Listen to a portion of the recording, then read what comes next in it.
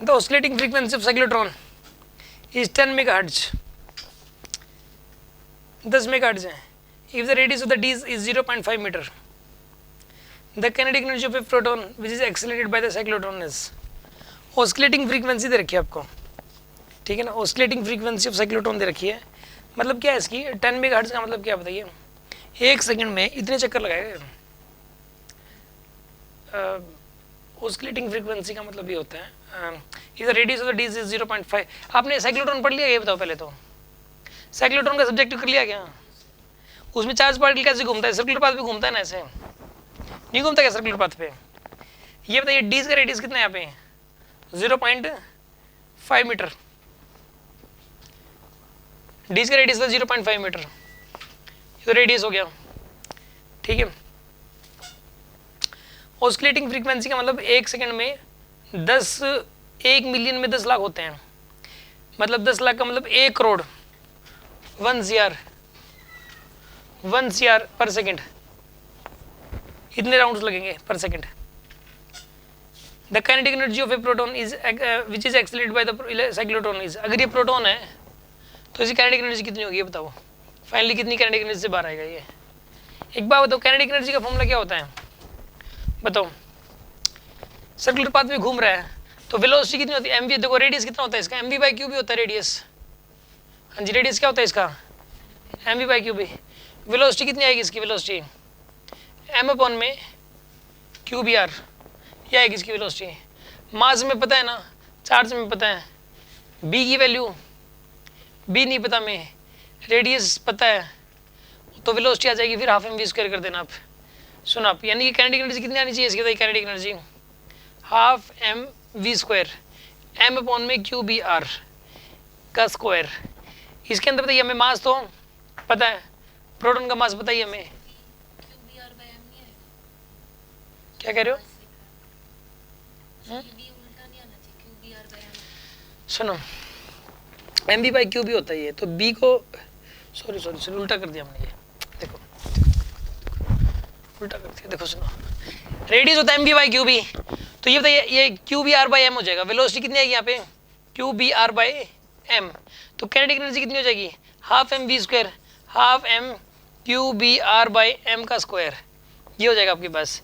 अब हमें चार्ज का पता है, मास में पता है, आर भी पता है, मैग्नेटिक फील्ड पता है कि नहीं पता, हमें मैग्नेटिक फील्ड नहीं पता, तो कोई बात नहीं।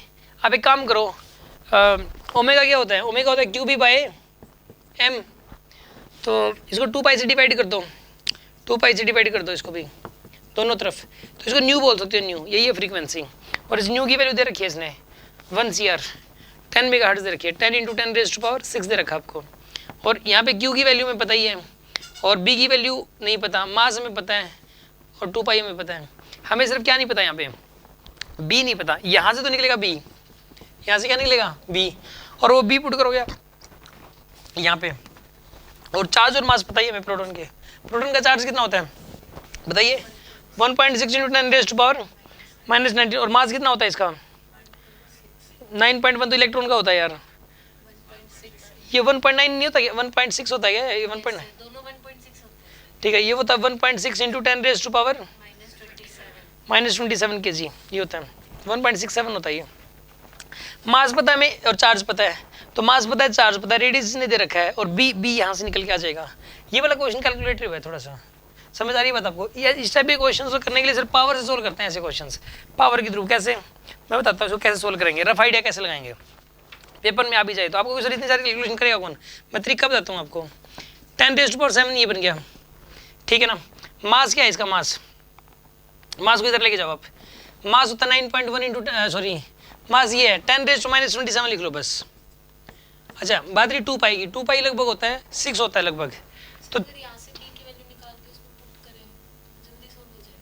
हाँ तो b की वैल्यू निकाल रहा हूँ मैं यहाँ से, वैल्यू ना पुट करें, ये करें क्या, चलो नहीं करते कोई बात नहीं। देखो 10⁻7 इंटू में m × 2π/q as it is put कर दो b की वैल्यू। अब सुनो आप करो पुट, ½ × m, यहाँ पे ऐसा करो q को जगह q पुट कर दो, b को पुट करो 10⁻7 into m into 2π into r, r कितना दे रखा आपको 0.5, डिवाइड बाई क्या करो यहाँ पे m इंटू क्यू भी आएगा, और यहाँ पे पावर 2 करोगे, m से m कैंसिल हो गया, ठीक है, q से q कैंसिल हो गया, कितना आएगा अब यहाँ पे, अभी जल्दी हो जाएगा, सही बात है, इसका मास मास पुट करना अब तो। अब ऐसा करो 2 से 2 कैंसिल नहीं हो जाएगा, नहीं ये 2 2 4 है ये, तो एक 2 गया, इसका मतलब कोई बात नहीं है। देखो यहाँ पे लिखोगे 1/2m इंटू 10⁻14 इंटू में 4 पाई स्क्वायर इंटू 1/4। देखो 4 से 4 गया, ये आएगा आपके पास, 4 से 4 गया, पाई की वैल्यू पुट कर दोगे आप, और मास की वैल्यू पुट कर दो इसकी, मास कितना होता है इसका 1.67, 10⁻27 है ये, 10⁻27, तो ये हो गया 10⁻14 ये हो गया, तो कितना बनेगा ये 10⁻−13 बनेगा, लगभग -13 आ जाएगा, और कुछ और भी आएगा -13 के आसपास, -13 के आसपास देख लो को।